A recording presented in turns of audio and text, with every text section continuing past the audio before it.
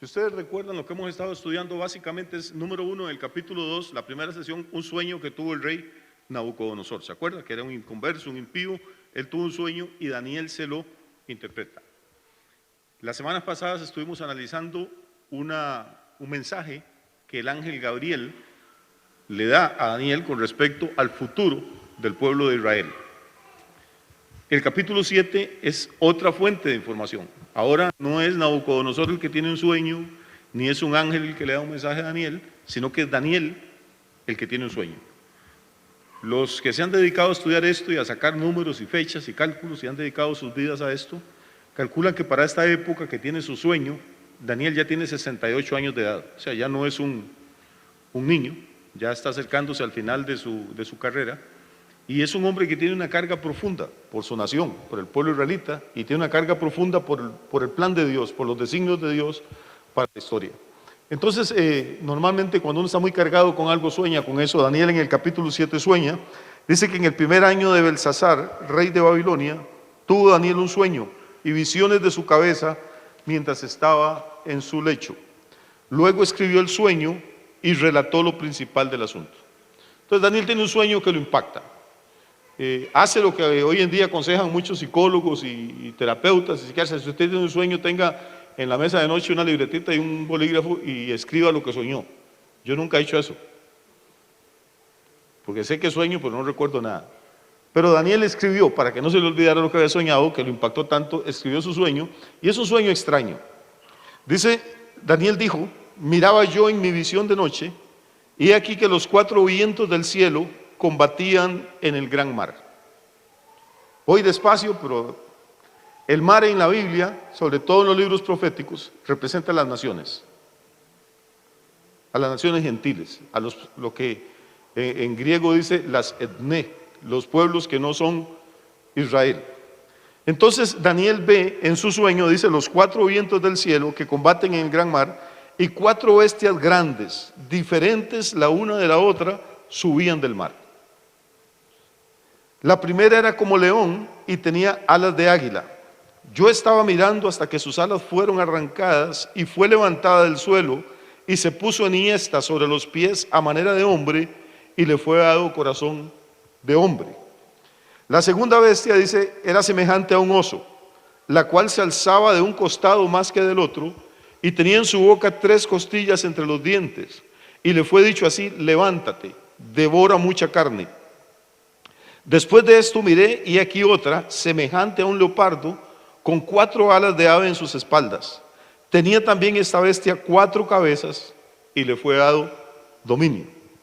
Después de esto miraba yo en las visiones de la noche, y aquí la 4ª bestia, espantosa y terrible y en gran manera fuerte, la cual tenía unos dientes grandes de hierro, devoraba y desmenuzaba, y las sobras hollaba con sus pies. Y era muy diferente de todas las bestias que vi antes de ella, y tenía 10 cuernos. Mientras yo contemplaba los cuernos, he aquí que otro cuerno pequeño salía entre ellos, y delante de él fueron arrancados 3 cuernos de los primeros, y aquí que este cuerno tenía ojos como de hombre, y una boca que hablaba grandes cosas. O sea, cualquiera escribe ese sueño. Y esta es la razón por la que mucha gente le tiene miedo a la Biblia. Cuando uno empieza a oír hablar de esos bichos y cuernos y dientes y todo, pues cualquiera se asusta. Hay que entender que está hablando simbólicamente. Es un sueño. En el sueño pasan cosas que no existen en la vida real. Pero es un sueño profético. Y en el sueño Daniel ve 4, ¿qué? 4 bestias. La gente dice que vio un león, que vio un leopardo, que vio un oso. En realidad no. Si leemos con cuidado los textos, dice que era semejante a un león, semejante a un oso. O sea, parecido a un leopardo, pero no era. Y para aterrizar de una vez, este sueño de Daniel 7, lo que hace es confirmar el sueño que había tenido Nabucodonosor en el capítulo 2. Vamos despacio. La primera bestia que ve entonces es como un león que tiene alas. Eso está hablando de majestad. El león se dice que es el rey de la selva, el águila es la reina de las aves. Entonces es un híbrido, un injerto raro entre un león con toda su ferocidad y todo, y alas de águila. Este león con alas de águila es exactamente el imperio babilónico. Es la cabeza de oro que Nabucodonosor había visto en su sueño. Esto tiene que quedarnos claro. No sé si tenemos una imagen ahí, porque resulta que los arqueólogos, esto es precisamente uno de los leones que está en la puerta de Ishtar, que han descubierto en la Babilonia de aquella época. Y los otros leones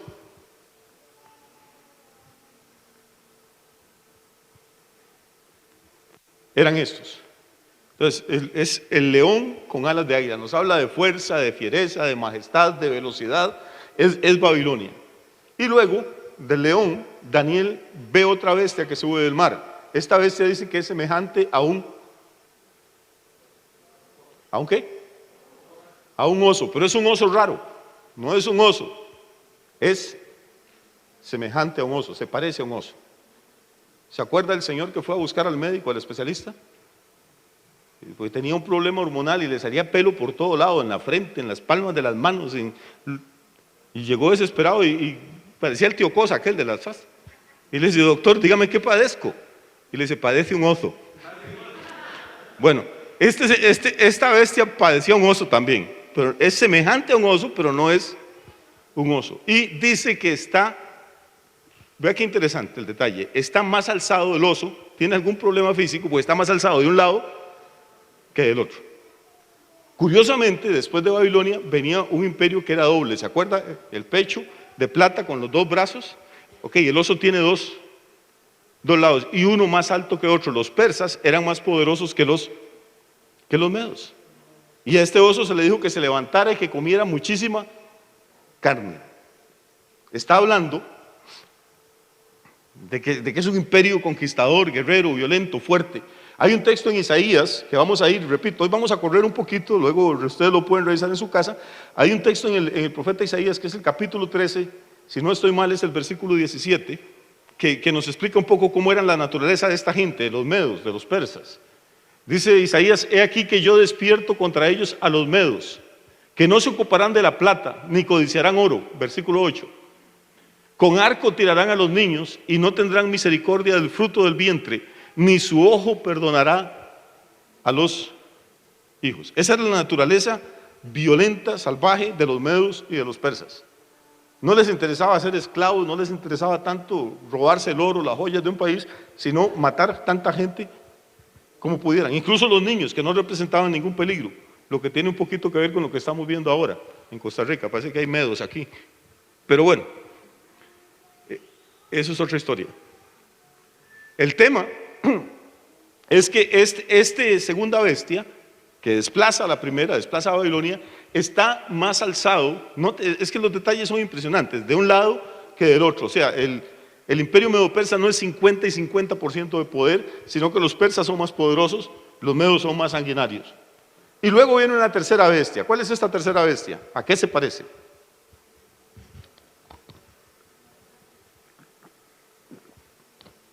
Aunque a un leopardo, y el leopardo es el más rápido de los animales, pero no solo se parece a un leopardo, que ya de por sí es rápido, pone algo más para hablar más de la velocidad de esta tercera bestia. Dice que este leopardo ¿tiene qué? 4 alas de ave en sus espaldas, ni siquiera 2, tiene 4, o sea, es una bestia rapidísima. ¿Cuál sería en este caso? Esto corresponde al vientre y la cintura de la estatua de Nabucodonosor, que era el imperio griego, era la parte de bronce. Y las conquistas de Alejandro de Macedonia, de Alejandro Magno, fueron fulgurantes. Es algo que no tiene paralelo en la historia. Cómo este tipo pudo en poquísimos años conquistar todo el Mediterráneo y llegar hasta la India, en una época en que no había vehículos a motor, no había carros, no había... todavía hoy los estrategas y los historiadores siguen estudiando las campañas de Alejandro. ¿Cómo fue posible que conquistara tanto en tan poco tiempo? Bueno, pues antes de que Alejandro naciera, ya había sido profetizado que el imperio que le iba a encabezar iba a ser sumamente veloz. Pero este es un animalito raro, no solo es un leopardo, no solo tiene 4 alas, sino que Daniel dice algo más en su sueño. Tiene 4 cabezas. Alejandro muere muy joven, muere antes de cumplir 33 años. O sea, así de rápido fue la conquista. Y tiene 4 herederos. tiene 4 sucesores, que son los 4 generales más importantes de sus ejércitos, y esos 4 se reparten el imperio griego. Son, si quieren anotar los nombres, son Antígono, Telémaco,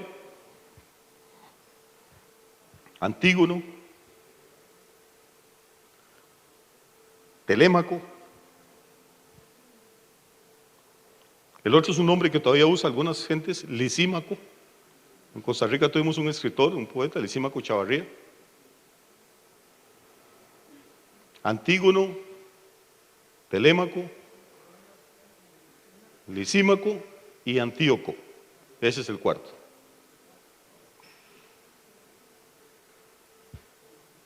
Voy de nuevo, Antígono, Telémaco, Lisímaco y Antíoco.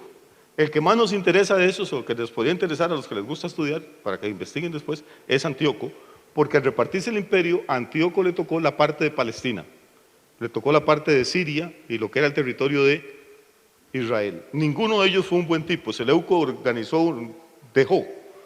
empezó una dinastía que se llamó los Seleucidas, que también son muy conocidos en la historia. Pero, repito, el que más nos interesa es Antíoco, porque Antíoco fue el que profanó el templo de Jerusalén. Fue el que sacrificó un cerdo ahí en el templo y el que puso una estatua de Júpiter. Y fue el que desencadenó la rebelión de los macabeos, que ya vimos algo de esto, aunque fuera por encimita, en las sesiones pasadas. Pero esto para que nos sirva ahí. Muy bien. Pero resulta que Daniel no sueña con 3 animales. Sueña con el león con alas de águila, sueña con el oso que está más alzado de un lado que otro y que tiene 3 costillas en la boca, son los 3 reinos que conquistaron. Y luego sueña con este leopardo que es rapidísimo, que es veloz y que tiene 4 cabezas. Pero, y aquí viene la parte que nos interesa más a nosotros, después del leopardo aparece otro animal. Hablamos de que no eran exactamente los mismos, pero se parecía a un león, se parecía a un oso, se parecía a un leopardo. Pero el cuarto animal, ¿a qué se parece?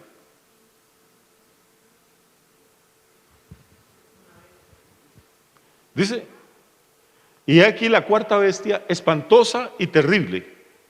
O sea, ¿cómo sería? Pues las otras 3 estaban bien feas. Pero esta dice que es espantosa y terrible y en gran manera fuerte, la cual tenía unos grandes dientes de hierro, devoraba y desmenuzaba y las obras hollaba con sus pies y era muy diferente de todas las bestias que vi antes de ella. Ahora, tiene los dientes de hierro. La cuarta parte de la estatua, la parte baja de la estatua de Nabucodonosor, las piernas eran de hierro. Entonces, esta cuarta bestia corresponde en realidad al Imperio Romano. El Imperio Romano empieza ya a establecerse, a organizarse históricamente en el año 241 a.C., cuando las legiones de Roma conquistan una isla en el Mediterráneo que se llama Sicilia. Todavía existe, usted puede ir a pasear ahí, y esa es la base de la cual van a salir las naves y los soldados, y Roma va a establecer su imperio durante muchos siglos en todo el Mediterráneo. Muy bien, esta cuarta bestia que Daniel ve entonces es espantosa, es terrible, todo lo destroza, todo lo destruye a su paso, y lo que no puede comer, se dice, lo pisotea. Y nota otra vez que habla de los pies, es la primera vez que habla de los pies de alguno, y se acuerdan la estatua de Nabucodonosor, terminaban las piernas de hierro y los pies mezclados de hierro con barro.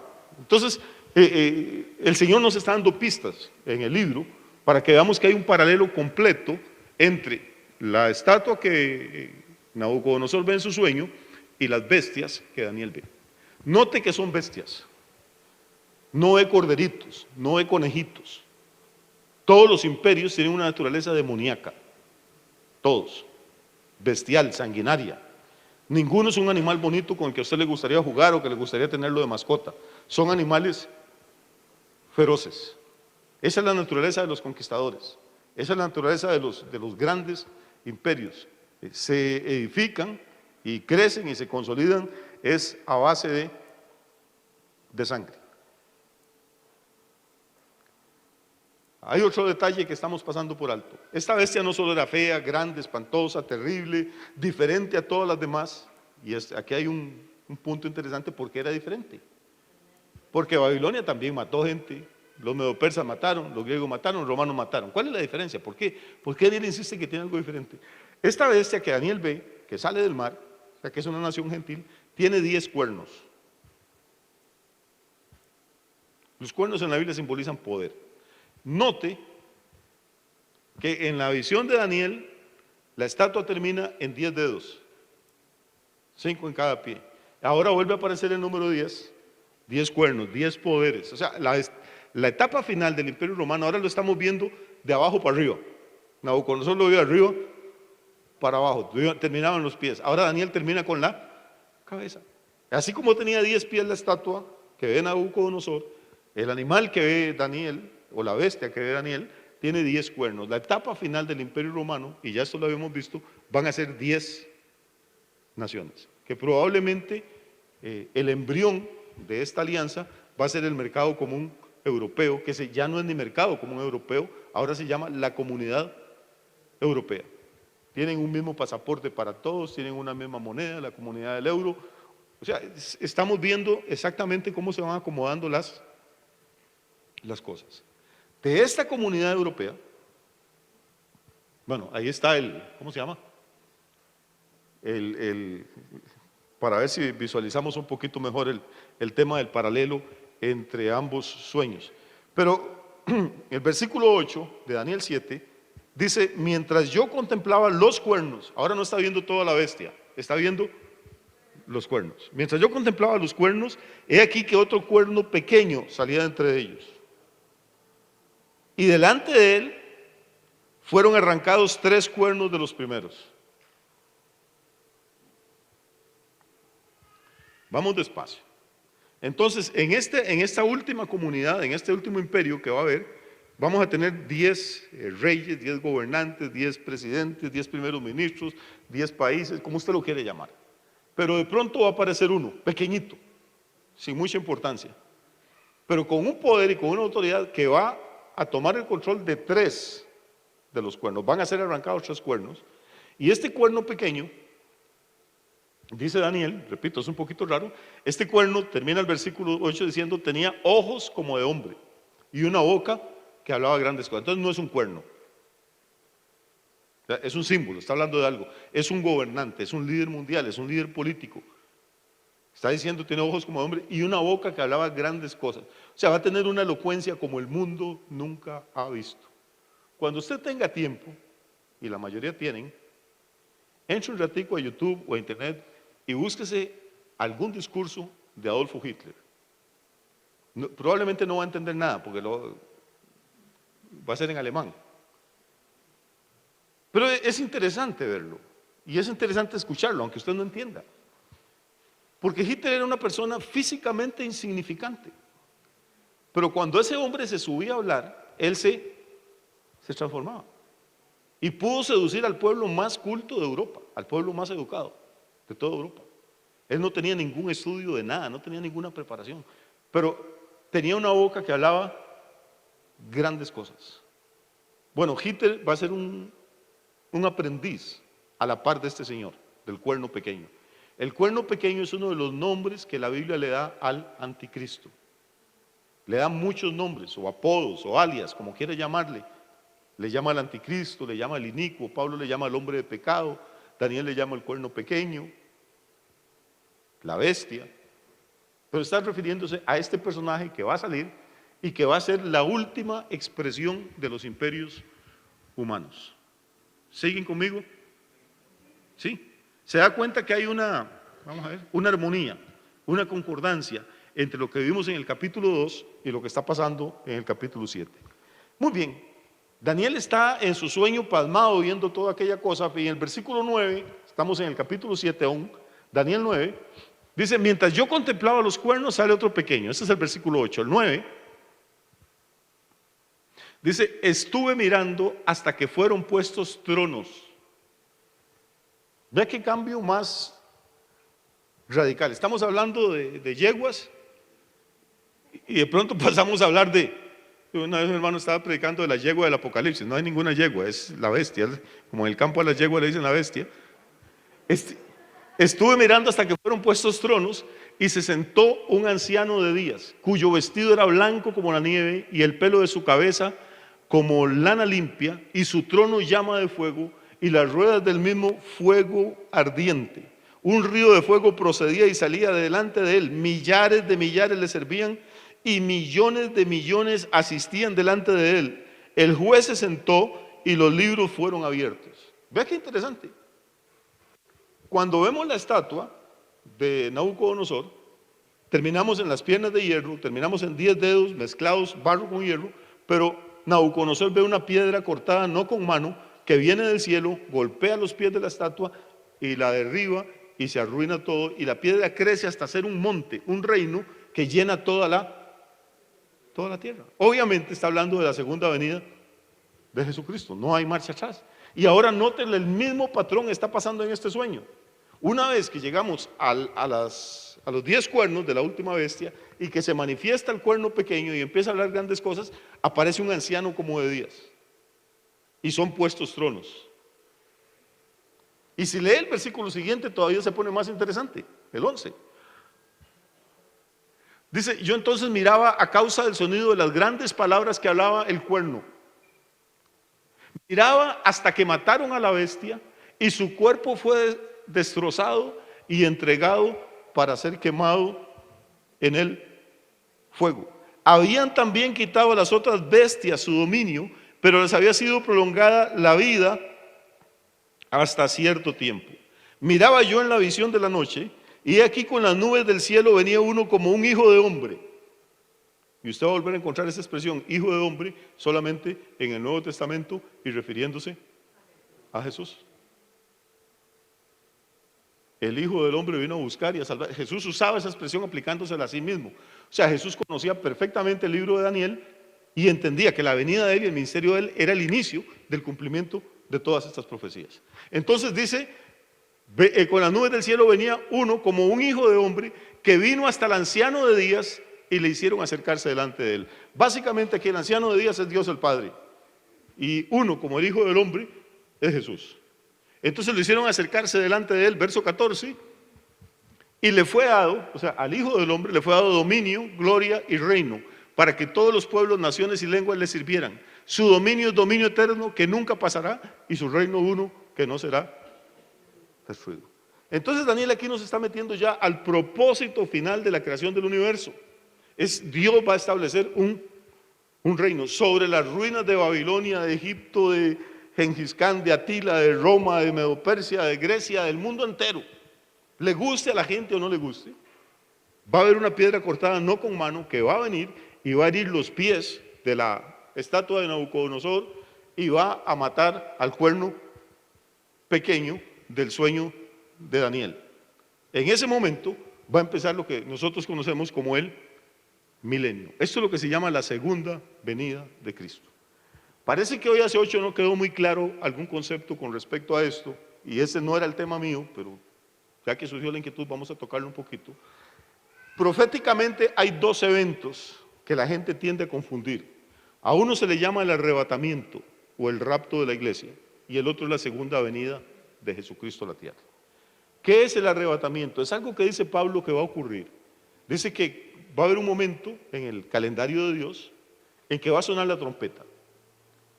Dice Pablo: y los muertos en Cristo resucitarán primero. La maravilla del cristianismo es que nosotros no creemos que la muerte es el final de todo. Pero tampoco Dios está interesado en salvar almas, como dicen los evangélicos. Dios está interesado en salvar personas completas, espíritu, alma y cuerpo. Cuando una persona muere, en el momento que usted muere, empieza automáticamente un proceso de descomposición, de decadencia. O sea, todavía nadie sabe ni qué es la muerte, ni nadie sabe qué es la vida. Hay una serie de funciones que nos mantienen caminando, hablando, comiendo, reproduciéndonos, pero en algún momento, en lo que denominamos la muerte, todas esas funciones cesan e inmediatamente el cuerpo empieza a descomponerse, punto. No hay marcha atrás. O sea, se quita esa fuerza vital que había y las bacterias, los microbios, todo lo que andamos ahí adentro, empiezan a hacer fiesta. Por más guapa que sea la muchacha, por más plata que tenga el señor, eso no lo quita nadie. Hasta que dentro de unos años usted va y lo que hizo unos huesecitos, y si va unos años después ya no hay nada, hay polvo. Pero lo maravilloso es que la Biblia dice que del polvo de donde esté, de ahí Dios me va a levantar.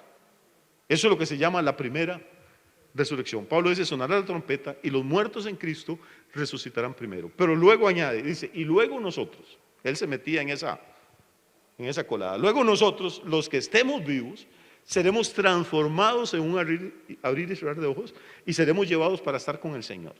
Eso es lo que se llama el rapto de la iglesia, que va a ocurrir antes de que empiece la semana 70 de Daniel, antes de que empiecen los 7 años que se conocen como la gran tribulación.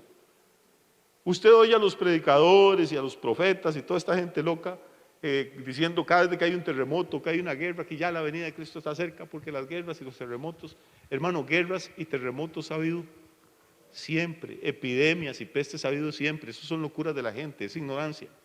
Para el rapto de la iglesia no va a haber ninguna señal, ningún aviso. Jesús dijo que Él iba a venir como ladrón en la noche. Y los ladrones tienen la mala costumbre de que no le avisan a uno cuándo van a llegar a la casa. ¿Qué clase de ladrón sería si llama para decirle a uno, oiga, usted hoy va a estar despierto como entre 12 y 2 de la mañana? Es que andamos por el barrio. ¿Qué ladrón sería? Todo el mundo se prepararía y no lo dejaría entrar. Jesús dice que Él viene como ladrón en la noche. O sea, para el rapto, para el arrebatamiento, no hay ninguna señal. Punto. Por eso hay que estar preparado siempre. Por eso hay que trabajar, estudiar, hacer negocios como si Cristo no fuera a vivir nunca, a venir nunca. Pero hay que vivir como si fuera a venir esta noche. Porque mucha gente con el cuento de que Cristo ya viene, se salen de la universidad, se salen del colegio, no trabajan. Bueno, si usted está trabajando, no le va a hacer ningún mal. Jesús dice que 2 van a estar en el campo trabajando, uno va a ser tomado y otro va a ser dejado. Otros 2 van a estar en una cama durmiendo, uno va a ser tomado y otro va a ser dejado. O sea, la gente cogió, sobre todo los evangélicos, este tema de la venida del Señor como una excusa para la vagabundería. Cuando yo estaba haciendo mi primera casa, haciéndola, no remodelándola, era una ruina que había comprado, algunos pastores aquí en Pérez León se preocuparon mucho, me fueron a ver, como 5 hermanos, que qué estaba haciendo. Y dije, Dios me bendijo y compré esta casita. Bueno, para que tenga ya la casita con todo y lote me costó 2,5 millones de pesos y a pagos. Ni una casa de bono. Y entonces estaban muy preocupados, dijeron, sí, eso habíamos oído, hermano, pero ¿para qué te pones esas cosas si Cristo ya viene? Bueno, eso fue hace 40 años. Desde entonces he construido un montón de casas, he vendido, he comprado, y muchos de ellos se murieron sin tener nunca una casa propia. ¿Qué de malo tiene si el Señor viene y lo encuentra usted en la universidad? ¿O qué de malo viene si viene y lo encuentra construyendo una casa o vendiendo un carro? Él dice, negocien mientras yo vuelvo. Hay gente que oye que hay un terremoto en Chile y dice, no, ya ni para qué trabajar, ya Cristo viene. Eso es lo que dice Mateo 24, los terremotos, vean, ya está cumpliendo. Ese es el nivel que manejamos a veces. Muy bien, entonces el rapto de la iglesia va a ocurrir inmediatamente antes de la gran tribulación. Ese es el punto. 7 años después, y recuerden que 7 años es la 7ª semana de Daniel. Hay un paréntesis, recuerda que había desde la salida del edicto para reedificar Jerusalén, había 7 semanas, que eran 49 años. Luego venían 62 semanas hasta que apareciera el Mesías. Y luego se abrió un paréntesis que Daniel no vio, por eso habla 7, 62 y al final queda una. La semana 70 no tiene continuación, no hay una solución de continuidad con las 69 primeras. ¿Por qué? Porque hay un paréntesis entre las primeras 69 semanas y los últimos 7 años. Ese paréntesis es la iglesia, que Daniel no pudo verla, ningún profeta del Antiguo Testamento la vio nunca. La iglesia, dice Pablo, es un misterio que estuvo escondido y que ha sido revelado en los últimos tiempos. Pero si nos fijamos bien, para volver al tema aquí que tenemos con Daniel, dice que al Hijo del Hombre le fue dado dominio, gloria y reino, para que todos los pueblos, naciones y lenguas le sirvieran. Su dominio es dominio eterno, que nunca pasará, y su reino uno que no será destruido. Eso es lo que estamos esperando. ¿Cuándo va a ocurrir esto? Esto que va a ocurrir es la segunda venida de Cristo, que es diferente al rapto. Entonces, vamos a ver. El arrebatamiento de la iglesia marca el final de la dispensación de la iglesia. E inmediatamente que la iglesia sea quitada, el anticristo, que el espíritu ya está en el mundo, como habíamos visto desde hace tiempo, se va a poder manifestar. ¿Por qué? Porque dice Pablo que ahorita está actuando, pero no puede manifestarse en toda su plenitud, porque al presente, dice Pablo a los tesalonicenses, hay quien lo detiene. ¿Quién lo detiene? ¿Quién es el espíritu más fuerte que el espíritu del anticristo? Es el Espíritu Santo que opera en la iglesia. Cuando sea quitada la iglesia, ese estorbo, inmediatamente el anticristo va a manifestarse, o el cuerno pequeño, o la bestia, en todo su esplendor, en todo su poderío, en toda su maldad. Por eso es que Satanás odia a la iglesia. Porque no es la ONU, ni son los gobiernos, ni los partidos políticos, ni los filósofos, ni las religiones los que impiden que Satanás se manifieste. Es la presencia viva del Espíritu Santo de Dios en la iglesia. Y Él está deseando que dejemos de estorbarle para tomar el control. Y le va a llegar el momento. ¿Cuándo? Cuando venga el rapto. Luego vienen 7 años de tribulación, durante los cuales el cuerno pequeño va a hablar grandes cosas, va a seducir a las naciones, va a perseguir a los que no quieran adorarlo, pero al final de los 7 años ocurre el segundo acontecimiento escatológico, el segundo acontecimiento profético. Jesús regresa con su iglesia. Hello. ¿Sí? Esto es lo que se llama la segunda venida de Cristo, que no es lo mismo que el rapto. Hay 7 años de espacio entre uno y otra.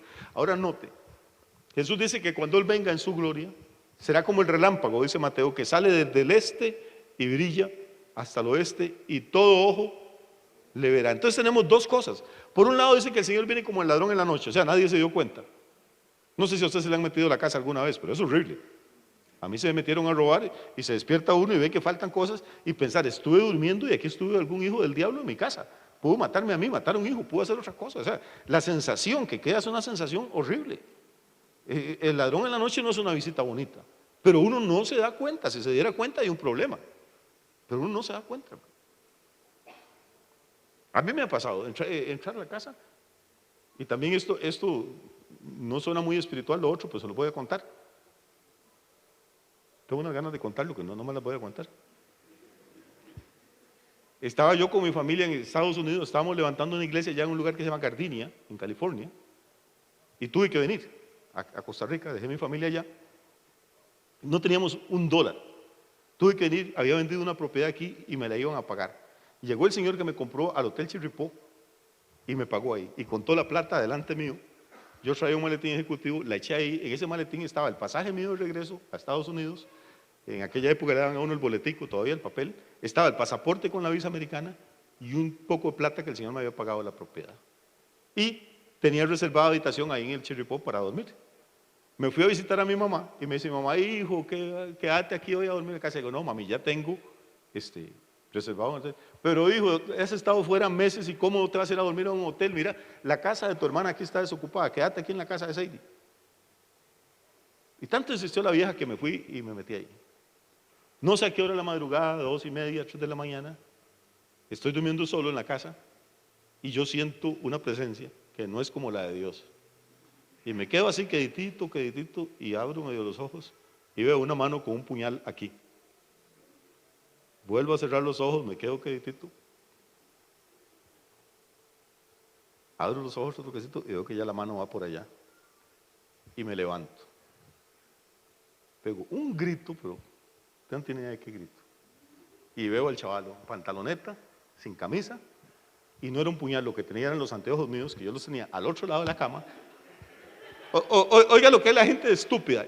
Ya se había robado la maleta y la tenía en la sala, llena de plata, y se devolvió a robarme los anteojos, nada más por hacer el daño, y yo no me había dado cuenta de nada de la maleta. Si se hubiera ido con ella, oiga el problema, no podía volver a Estados Unidos porque no tenía pasaje, no podía pagar las deudas y mi familia no tenía que comer allá, me estaban esperando, y tenía que reportar el pasaporte como perdido al OIJ y esperar meses para que me dieran otro e ir a solicitar la visa otra vez. Vea todo lo que hubiera pasado, pero así es Dios de carga.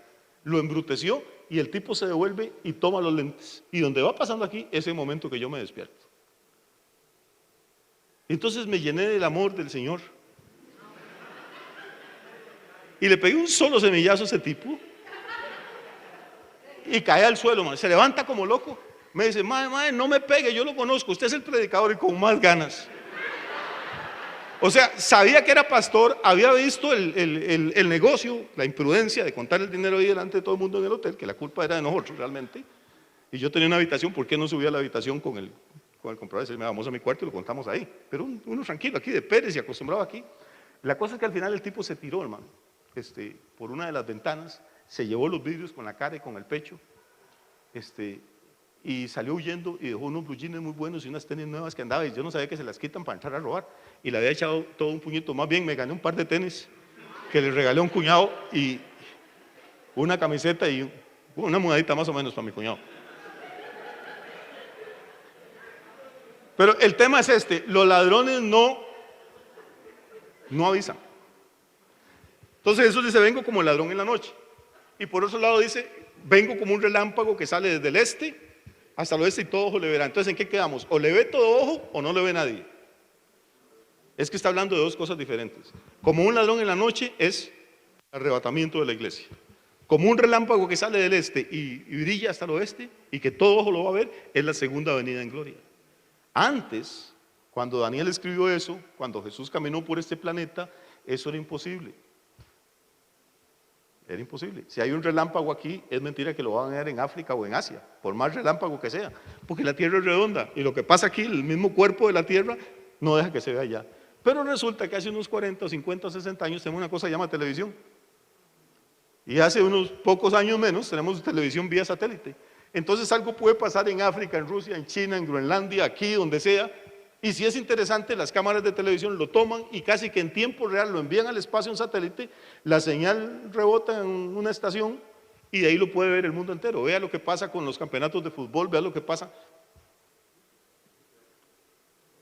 Entonces, por eso le digo, hay cosas en el libro de Daniel que no tenían explicación hace 100 años o 200, ni menos hace 2000. Es la última generación la que va a poder entender esto. Daniel, capítulo 12, termina diciendo que en el tiempo del fin, dice, muchos correrán de aquí para allá y la ciencia aumentará. Toda la explosión tecnológica que hay, hermano, estaba profetizada en la Biblia. La gente que vuela, que viaja en barcos, en aviones, son millones todos los días. En la época de Daniel, en la época de Jesús aún, una persona podía morirse y tal vez el viaje más largo que había hecho en su vida era 50 kilómetros. O sea, usted nacía en Pérez Celedón y quizá lo más lejos que llegaba a conocer era Buenos Aires. La gente no viajaba, ¿para qué? Pero hoy en día todo el mundo quiere viajar, quiere ir a vacaciones, quiere ir a conocer. Hay una obsesión y ni sabemos ni siquiera qué es lo que nos mueve, lo que nos compulsa a estar eso. Pero Daniel había dicho, la gente va a estar viajando de aquí para allá, la ciencia aumentará y parte de eso que la ciencia ha hecho es darnos la posibilidad de que cuando Cristo regrese, todo ojo le vea. Eso era, repito, imposible hace unos siglos. ¿Seguimos o respiramos?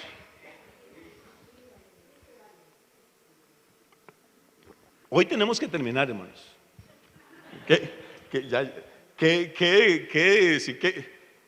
Si quedan dudas que van a quedar, obviamente. El propósito mío con esto son varias cosas, hermano. Uno, animarnos a estudiar la Biblia. Animarnos a estudiar la Biblia. Pues todos ustedes pueden. Todos saben leer, todos tienen el Espíritu Santo. Y más bien Dios les puede enseñar a ustedes cosas que yo no he visto. La segunda es que hay muchas personas que ridiculizan la Biblia, como si fuera un libro de cuentos, una historia. La Biblia es un libro espectacular, increíble. O sea, tiene profecía, tiene historia. Cuando menciona una ciudad, los arqueólogos encuentran rastros de esa ciudad. Cuando menciona un personaje, aparecen rastros en la historia de ese personaje. Y lo que más me interesa a mí, lo que más me llama la atención de la Biblia, ¿sabe qué es? Cuenta la historia del pueblo de Israel y cuenta la historia de la iglesia. El Antiguo Testamento cuenta la historia del pueblo de Israel, el Nuevo cuenta la historia de la iglesia. Pero lo más interesante es que cuenta absolutamente todos los fallos, todos los pecados de Israel. Cuenta los errores de Pedro, cuenta los errores de Pablo. No esconde absolutamente nada. Pablo, que es el gran apóstol, dice, era un asesino, nos perseguía.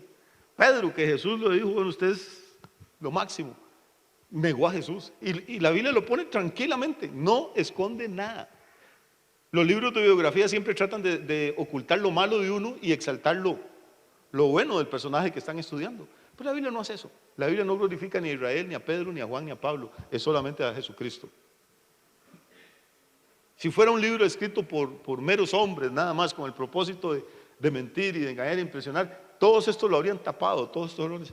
Pero de Adán en adelante, hermano, cuenta los errores y las miserias de Israel, de la iglesia, de los hermanos. Cuenta que Ananías y Zafira eran ladrones y que se murieron, que Judas era traidor, que Pedro negó a Jesús, que Juan y sus hermanos se peleaban en los primeros lugares, que los griegos se peleaban con los judíos, dice el libro de los Hechos, por la sopa que se comían las viudas.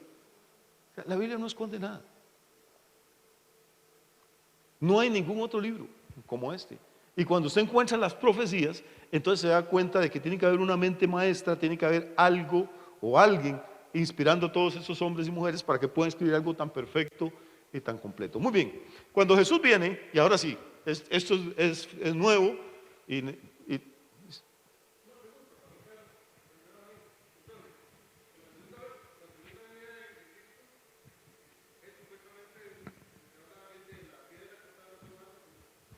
amén.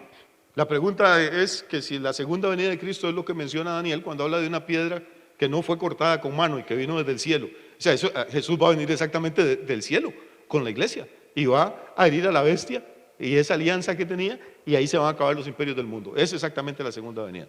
Cuando habla de la piedra no se refiere al rapto, se refiere a la venida en gloria de Jesús. Muy bien, resulta que cuando Jesús viene hay una efervescencia en Israel.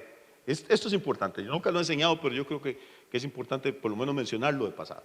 Hay una efervescencia espiritual y política en Israel. El gallinero está alborotado, los judíos están inquietos, los romanos están nerviosos. ¿Por qué están nerviosos? Porque temen que los judíos se subleven, se rebelen. ¿Y por qué los judíos se van a sublevar y se van a rebelar? Porque resulta que esta generación, la que viene Jesús, es una generación donde el pueblo de Israel está esperando al Mesías. Oiga, qué interesante. Ahorita le voy a tratar de demostrar esto con la palabra. El pueblo de Israel está inquietísimo porque, según los rabinos y los escribas y los estudiosos del Antiguo Testamento, en esa generación de ellos tiene que aparecer el Mesías. Voy a correr y vamos a pedirle que nos ayuden a los que están proyectando, que nos ayuden rápidamente, por favor. Pero vamos a correr un poquito. Vamos a ir a Mateo 11:3.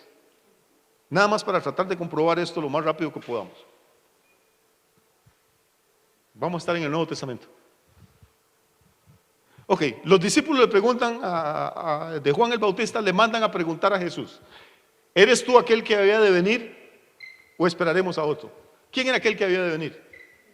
Era el Mesías. Juan estaba anunciando que Jesús era el Mesías y las multitudes seguían a Juan. Había todo un movimiento mesiánico esperando. De hecho, si usted lee los evangelios con cuidado, mucha gente seguía a Juan el Bautista porque creían que Juan era el Mesías, y él tuvo que decir: no, no soy yo, detrás de mí viene uno que es más poderoso que yo no soy digno de soltarle la correa de sus zapatos, de sus sandalias. Entonces la gente creía que Juan era el Mesías, y después Juan dijo: no, es aquel. Entonces se fueron detrás de Jesús. Pero si usted lee Marcos capítulo 15 verso 43, nada más para darnos una pasadita ahí por los evangelios, pero es importante. Mateo 11:4, ahora Marcos 15:43, dice que José de Arimatea, que fue un personaje importante en la historia de Jesús, porque fue el que prestó la tumba para que sepultaran a Jesús. José de Arimatea era miembro noble del concilio, del Sanedrín, como decir, de la asamblea legislativa, nada más que con carácter religioso, que también esperaba el reino de Dios.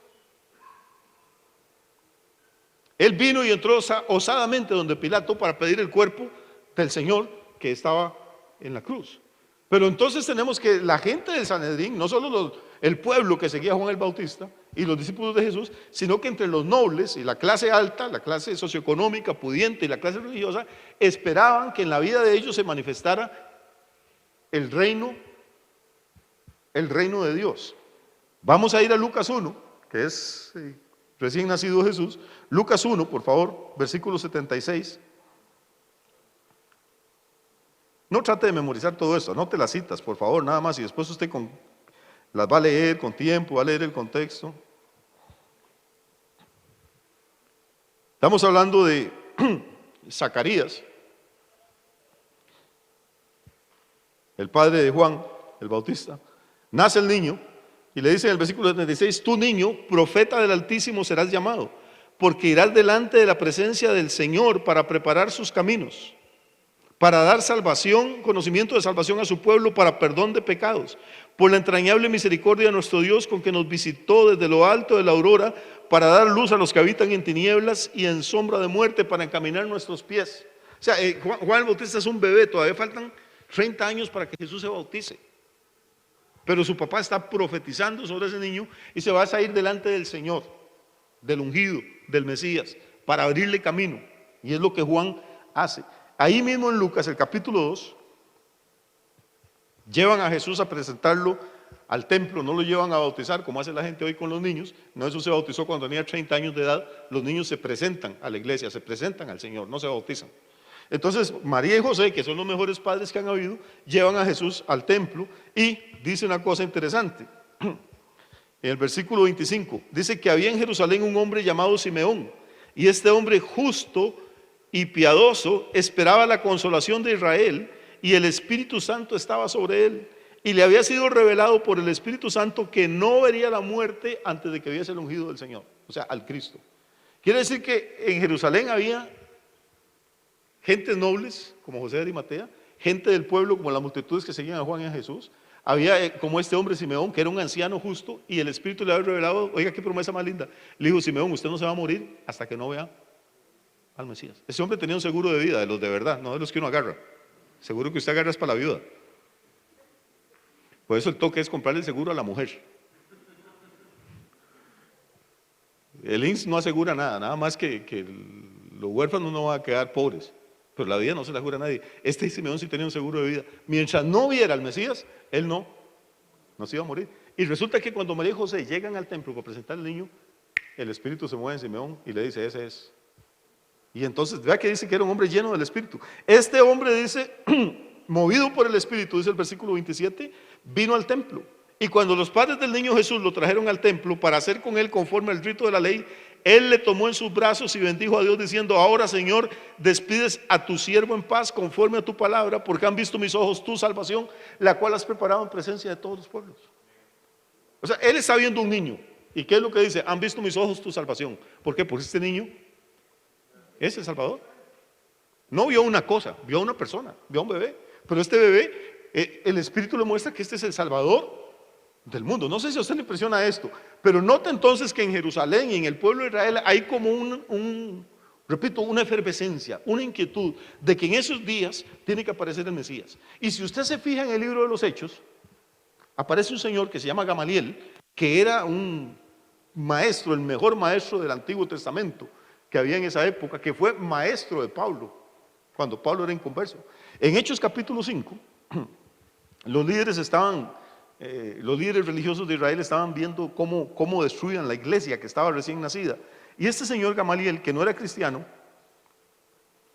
pero repito, conocía el Antiguo Testamento al dedillo, este señor les dice, capítulo 5 de Hechos, no sé si lo tienen ahí, verso 33 dice: ellos, oyendo esto, se enfurecían y querían matarlos, a los apóstoles. Entonces, levantándose en el concilio, un fariseo llamado Gamaliel, doctor de la ley, venerado de todo el pueblo, mandó que sacasen fuera por un momento a los apóstoles. Y luego dijo, o sea, sacaron a los acusados, a los imputados, y ahora él habla con el tribunal. Luego dijo: varones israelitas, mirad por vosotros mismos lo que vais a hacer con respecto a estos hombres.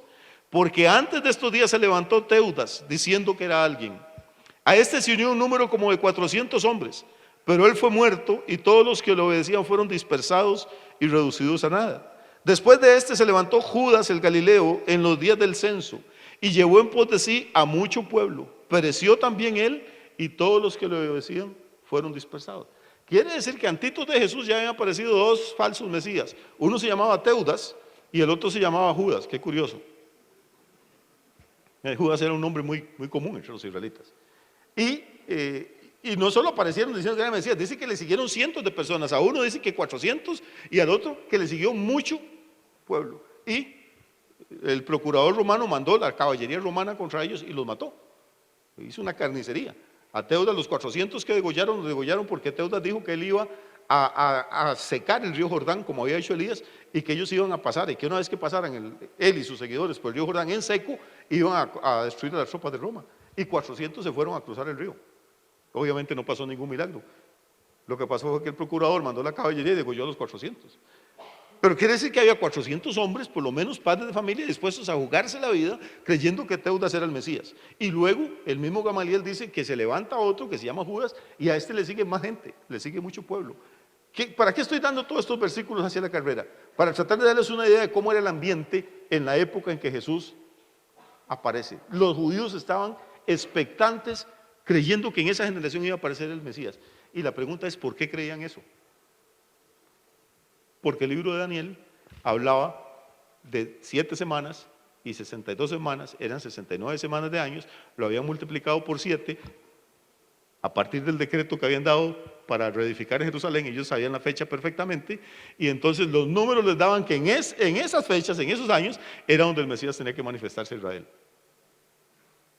Y se cumplió la profecía, el Mesías se manifestó.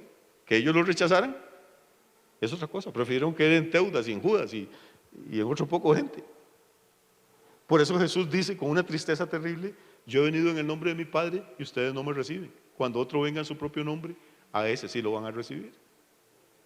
Y llora, no sé si ustedes se acuerdan, Jesús cuando lo van a crucificar a las mujeres, yo dice: no lloren por mí, lloren por ustedes, lloren por sus hijos, por lo que les va a pasar, lloren por Jerusalén.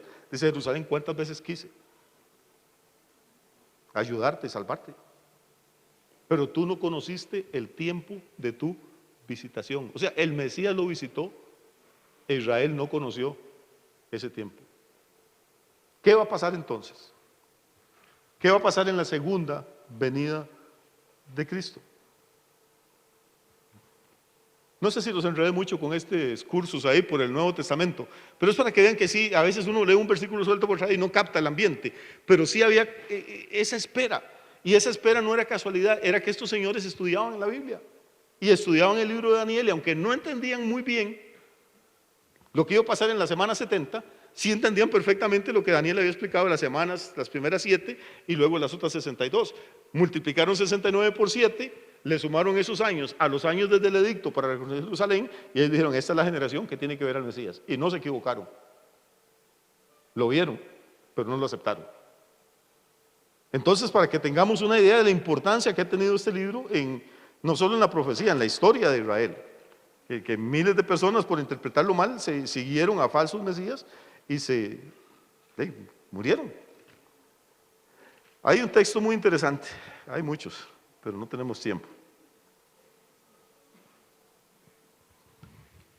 Zacarías 14.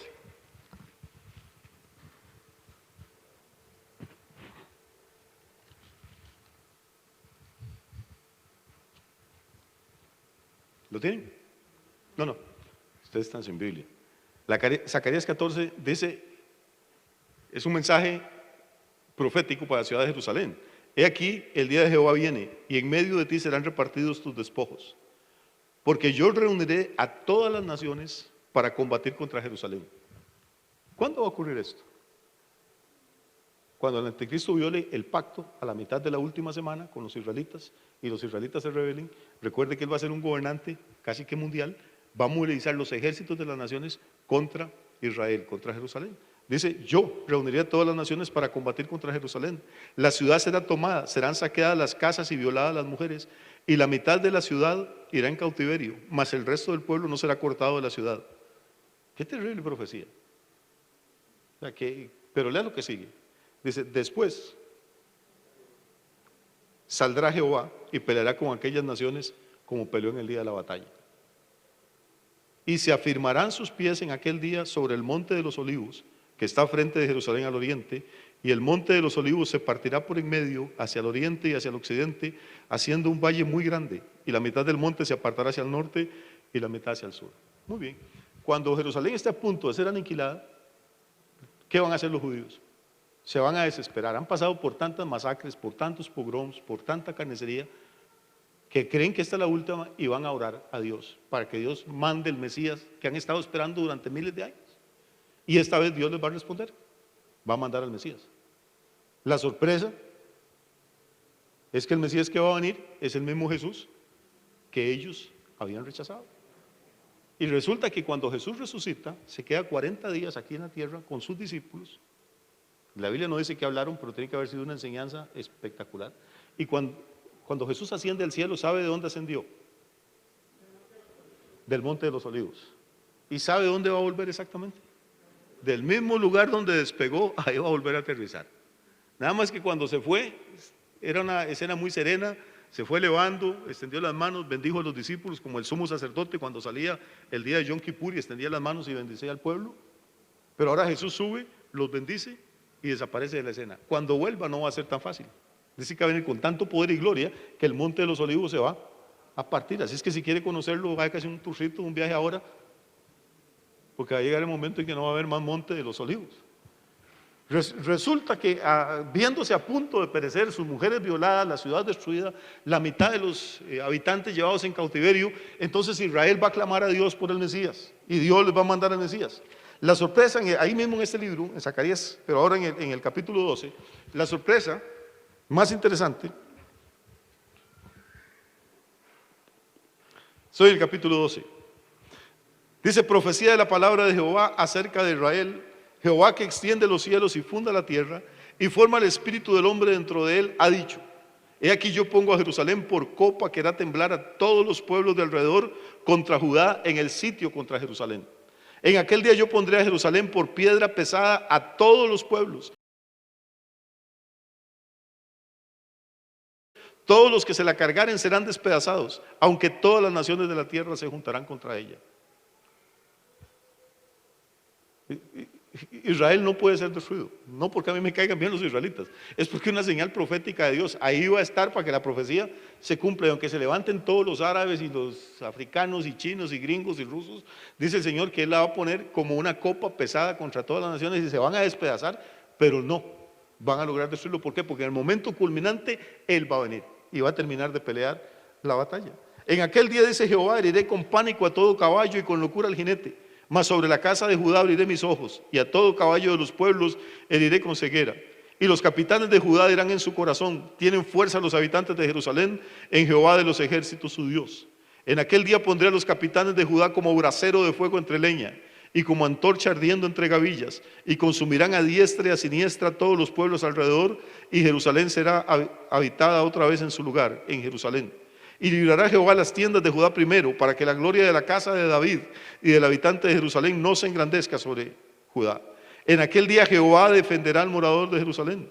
El que entre ellos fuere débil, en aquel tiempo será como David, y la casa de David como Dios, como el ángel de Jehová delante de ellos. Y en aquel día yo procuraré destruir a todas las naciones que vinieren contra Jerusalén. Y derramaré sobre la casa de David y sobre los moradores de Jerusalén espíritu de gracia y oración. O sea que no va a ser solo una salvación bélica, militar, física, política, sino que va a ser una salvación espiritual. Dice: derramaré sobre la casa de David espíritu de gracia, que es lo que no han querido aceptar, quieren seguir viviendo por la ley. Espíritu de gracia y de oración. Oiga, y mirarán a mí a quien traspasaron. Y llorarán como se llora por hijo unigénito, afligiéndose por él como quien se aflige por el primogénito. Y otro pasaje dice: y me preguntarán qué heridas son esas que tienes en tus manos, y yo les diré: con ellas fui herido en la casa de mis amigos. Es terrible. O sea, Jesús fue capaz de decirle amigo a Judas cuando lo estaba entregando, y lo crucificaron y dice: son mis amigos todavía. Ese ha sido el error de la iglesia, de toda la iglesia católica y la evangélica también, del antisemitismo, de odiar a los judíos y de perseguirlos porque no quieren convertirse. Quiere decir que cuando Jesús venga en su segunda venida, si me perdona la reiteración, cuando Jesús regrese por segunda vez, con toda su gloria y todo su poder, en el cuerpo, aún va a traer las marcas de la crucifixión, porque la gente va a ver un Mesías, pero un Mesías raro, que tiene perforadas las manos y los pies, y le van a decir: ¿de dónde son esas heridas? Te las hiciste ahora en la batalla. No, con ellas fui herido en la casa de mis amigos. Y entonces dice que van a llorar y van a hacer llanto como por el unigénito, del arrepentimiento y del sufrimiento y del dolor. Y por eso el apóstol Juan, cuando ya nos tiramos al final de la Biblia, al libro de Apocalipsis, en el capítulo 5 de Apocalipsis, dice Juan que el anciano de días está sentado en el trono y que tiene un libro que nadie puede abrir, ¿se acuerda? Y que él está llorando en el cielo porque nadie puede abrir el libro. Dice: hasta que uno de los ancianos me tocó y me dijo: ya no llore más, límpiese los ojos, porque el león de la tribu de Judá, la raíz de David, ha vencido. Y él viene y toma el libro. Pero Juan dice: y vio un cordero como inmolado, que se acercó y tomó el libro. Inmolado significa sacrificado. Quiere decir que aún en el cielo, en la eternidad, con su cuerpo de gloria, y cuando regrese, las marcas de la crucifixión no se le van a quitar nunca a Jesús. Yo tengo una teoría, seguro es una tontería, la Biblia no lo dice, nada más mi teoría. Pero yo creo que Dios nos conoce también a nosotros. Que cuando lleguemos al cielo, 1.000.000 de años después, se nos va a olvidar todas las tortas que habíamos hecho en la tierra y todo. Y vamos a creer que estamos allá por lo inteligentes que éramos, o por lo buenas personas que fuimos, o por los diezmos que dábamos, o porque íbamos al culto. Y cuando empezamos a ponernos un poquito altivos, lo único que tenemos que hacer es volver a ver a Jesús. Y vamos a ver que todavía tiene el hueco de los clavos y el hueco de la lanza. Porque el resucitado le dijo a Tomás, meta el dedo aquí en el hueco de los clavos y meta su mano en la herida de la lanza. Él va a tener eso en la eternidad. Entonces, si se nos empiezan a subir los humos un poquito, lo único que hay que hacer es volver a ver al Cordero y vamos a ver que está como inmolado. Y por eso Juan dice que él oía cantar a la gente en el cielo, al que nos amó y nos lavó de nuestros pecados con su sangre y nos hizo reyes y sacerdotes para Dios el Padre. No nos lavamos de nuestros pecados con nuestras obras, no nos lavamos de nuestros pecados con ninguna religión, con ninguna filosofía, nos lavamos de nuestros pecados únicamente con la sangre de Jesús. Y Él no va a dejar que se nos olvide nunca. Y si usted está aquí esta noche, y gracias por venir y por honrarnos con su presencia, pero si nunca ha tomado la decisión, si no sabe dónde va a pasar la eternidad, amigo, déjeme decirle, ninguna iglesia lo puede llevar al cielo. Nosotros no podemos llevar al cielo a nadie. Yo no puedo salvarme ni yo solo, menos voy a poder salvar a nadie. El único que puede, el único camino, se llama Jesús.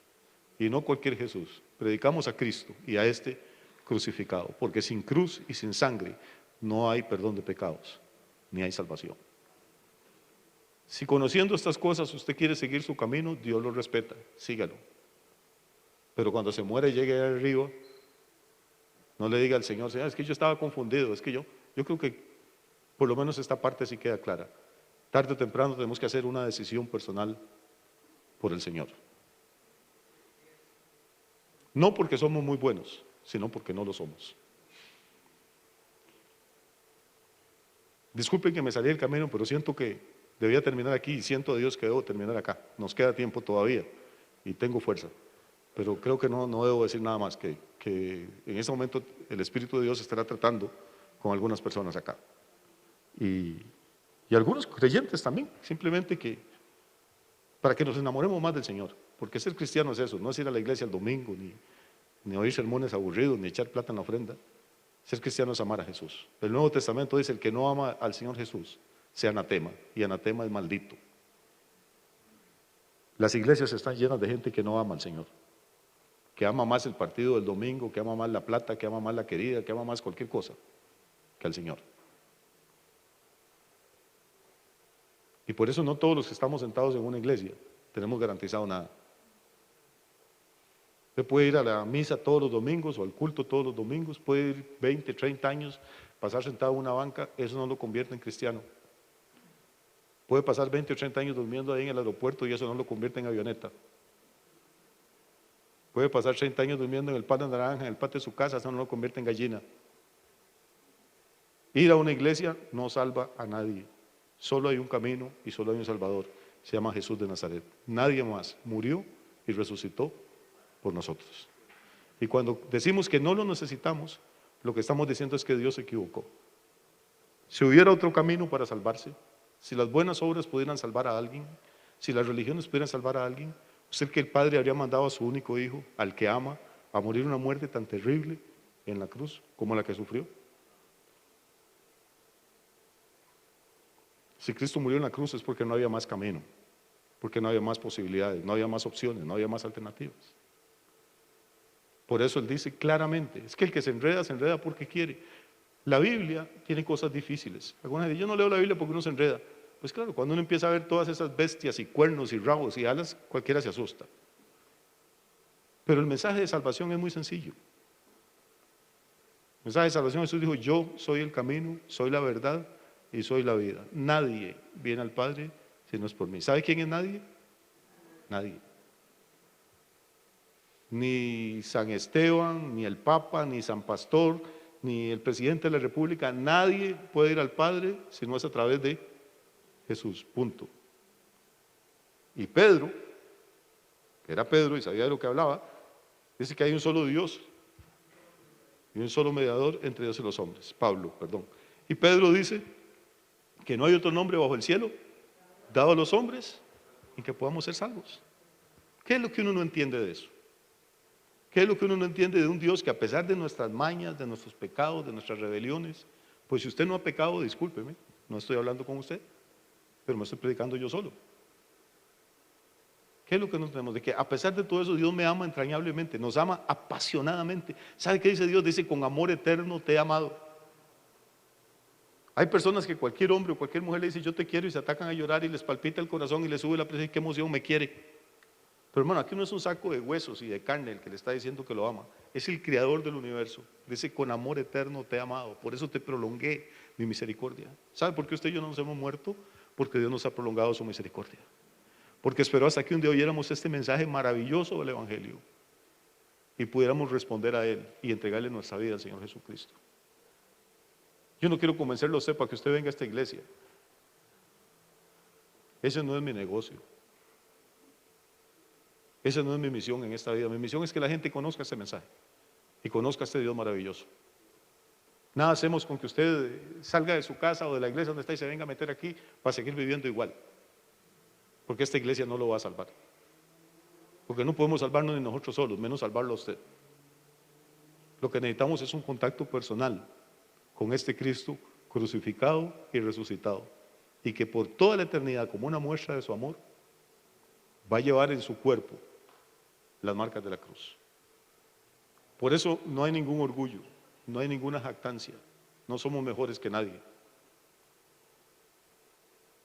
Alguna gente se le olvida, y cuando se meten a la iglesia empiezan a criticar a los borrachos y a los brujos y a los adúlteros, y se les olvida que nosotros anduvimos por ahí también, y que no somos mejores que ellos, que si estamos aquí es por la pura gracia de Dios y por el sacrificio de Cristo. Así que yo no sé cómo anda usted espiritualmente, no sé cómo anda su relación con Dios, no me interesa, tampoco quiero que me cuente detalles. Lo único que quiero decirle es que Dios lo ama apasionadamente, que conoce todas y cada una de nuestras mañas y algunas que ni nosotros conocemos, que nos conoce desde que estamos en el vientre de nuestra madre, que nos conoce desde que estamos en el embrión, y que tiene planes maravillosos para nosotros. Y que la vida es muy corta, amigo. Tan corta que ni nos damos cuenta. El hombre es como la flor de la hierba, que hoy está y mañana se seca y lo cortan. Y los años que nos quedan por delante para servirle a este Dios y para amarlo son pocos. Por eso dice que debemos de andar como sabios, redimiendo el tiempo. Y la mejor manera de redimir el tiempo es enamorarse de Jesús, servirle a Él, hablar de Él con otras personas.